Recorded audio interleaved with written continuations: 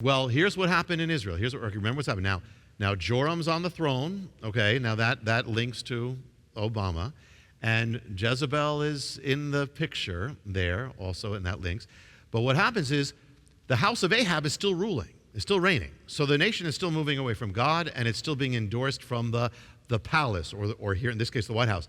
What happens is you have a situation now where if the house of Ahab, and you can look at the commentaries, keeps ruling, it's going to stamp out the faith of God. If it keeps going this way, the religious liberty is going to be gone. It's going to be gone completely.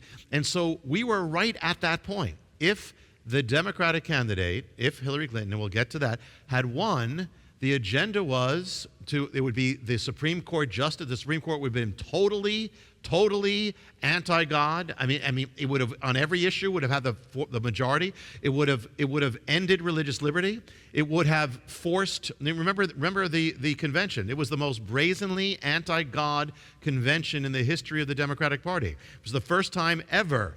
It's not about politics. It's just calling what it is. The first time ever that the Democratic Party at the convention outright promoted abortion, didn't use euphemisms, and they called for the striking down of the Hyde Amendment, which meant that it would have forced everybody in America to not only to actually fund abortions with your money, with your tax dollar. We would have been funding it. So this was the most. They actually had the leader of Planned Parenthood address the convention, and the leader of the other one, Narrow, another abortion. And when she spoke about having her own abortion, cheers went up in the whole place. Yeah. It was the most anti-God, which is what happens in the paradigm. It becomes this showdown. This showdown's going to come.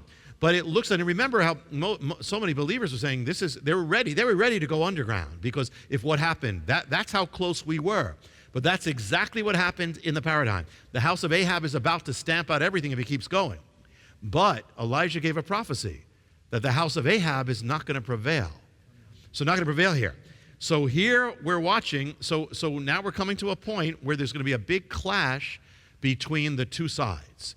And you're going to have the side of the house of Ahab, and you're going to have the people of God, okay? And you're going to have another character that we're not ready for yet, but it's going to come into the picture.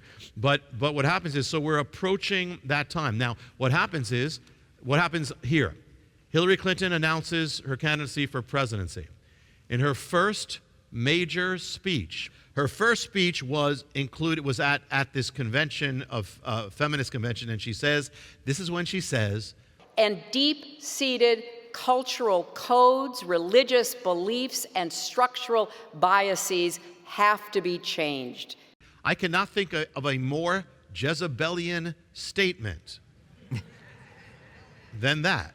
Because Jezebel was the one who said basically her life was the deep-seated religious beliefs of Israel have to be changed. Why did Jezebel say that? So that Baal worship would increase. Well, what did Baal worship involve? The offering of children. Why did Hillary Clinton say that? The full thing was deep-seated religious beliefs have to be changed. Why? So that abortion can increase. Yes.